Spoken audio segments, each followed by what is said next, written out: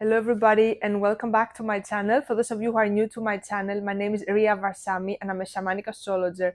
In this video, I will be sharing with you astrological information about the upcoming new moon in Leo that is happening on the 24th or the 25th of July, depending on your time zone. So we are navigating now through the brightest, most joyful, most happier season of the year, the Leo season.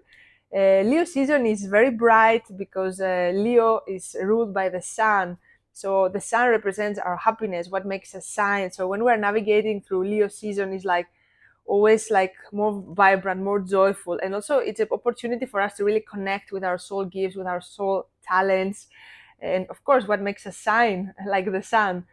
In addition to this new moon is very special because it's conjuncting the Mercury, which is also in Leo, and Mercury starts its retrograde just few days before this new moon. So I will explain everything for you with details. So if you're not a subscriber, make sure you subscribe to my channel so that you can support my work and I can continue making these videos for you guys. Also, I want to let you know there is a late bird prize for the Moon Magic course that is starting on the 18th of October. If you feel the call to work with me for 3 month time, for 3 moon cycles, with cosmic meditations and some mindful practices, so you can go deeper into yourself, know yourself better, and learn how to receive guidance from within.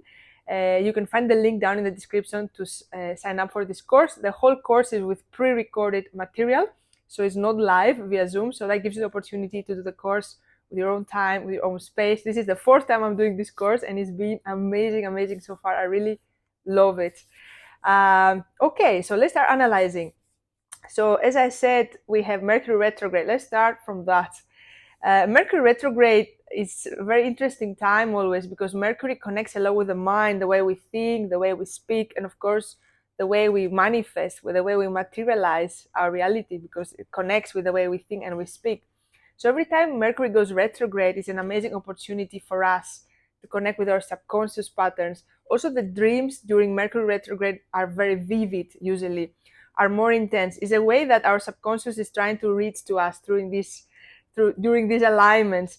Now, this Mercury retrograde is happening in the energy of Leo. Of course, it will depend where you have Leo on your birth chart. If you have inner planets in Leo, your sun, your moon, your ascendant, Venus, Mars, the inner planet, and which house you have this Leo energy. So it will be like in which house will be this retrograde going for you. What is there to teach you in this area of your life, let's say.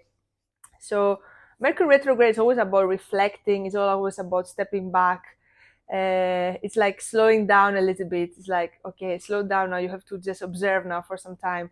And it's all about Leo energy. So it's a lot about what makes us happy, what really makes us shine, what are our natural gifts.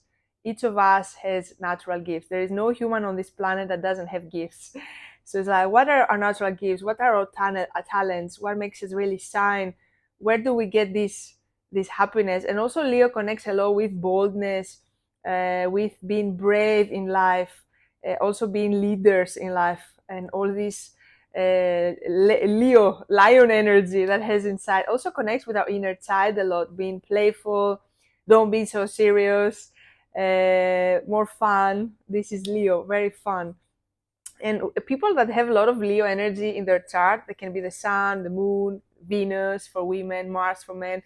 They have this vibrancy in the aura in general. So there are people that are very magnetic. They have this, they attract very easily. You know, this is the Leo energy. It's really magnetic. So the new moon conjuncts the sun, because the sun and the moon are always together with the new moon, and conjuncts Mercury retrograde together. Mercury is in 13 degrees of Leo. So Mercury starts its retrograde on the 18th of July. So you're watching this video, you're already working with this energy. And it's going to be until the 11th of August. All this time, approximately, let's say 3 weeks time. So during this time, we'll be working a lot about that. We're going to be working about all these themes of Leo, reflecting on that. And also we will be working a lot with what is stopping us from really living a life through our gifts, being also authentic, because Leo connects a lot with authenticity, to really be our true self and shine. Leo is shining without doing much, and this is actually the message of the universe, let's say, because sometimes we try to be something to sign, but this is not us. We try to be something else. And the side of Leo is the persona, is the ego, trying to be something that is not there. With Leo is like, just be yourself and you will sign. And whatever gift each of us has, whatever ability we have, when we are really in that and we are in ourselves, we sign. So during this Mercury retrograde, it's going to be a lot of like reflection about that and what is stopping us from being that, and also how we have to work with this side of Leo, the pride, maybe the ego, some old patterns we're carrying, and also sometimes can be like some resistance we have and things like that. What is very interesting that I want to add, I was thinking of saying in the end of the video, but I think it really connects. So we have also Mars conjuncting the South Node during this event in Virgo. So it's very interesting, this one. So this alignment talks a lot about actions that are based on old patterns. So this new moon, it starts a new cycle, because every new moon starts a new cycle with retrograde energy. So it's like you're not really ready to start something, you just more like to reflect, and after this retrograde period you will be able to step. And also the message of Mars is like you cannot take any more actions based on your old patterns, and these old patterns can be very much connected with some old wounds, some things that happened in the past, some things that they served you for some time. Let's say you did them for some time, but now it's like, all right, I've done this cycle, I want to go to something else. So that's also an important message, just being aware of these patterns of your actions. So these actions that you will be taking from now on after this Mercury retrograde have to come more from what gives you joy, what gives you happiness, what is aligned with your true authentic self, which is Leo, which is the sun. Now this new moon does very, very beautiful aspects, but also does like two harsh aspects, but has more positive, let's say. So the moon is trining Saturn, is sextiling Uranus, and is trining Neptune.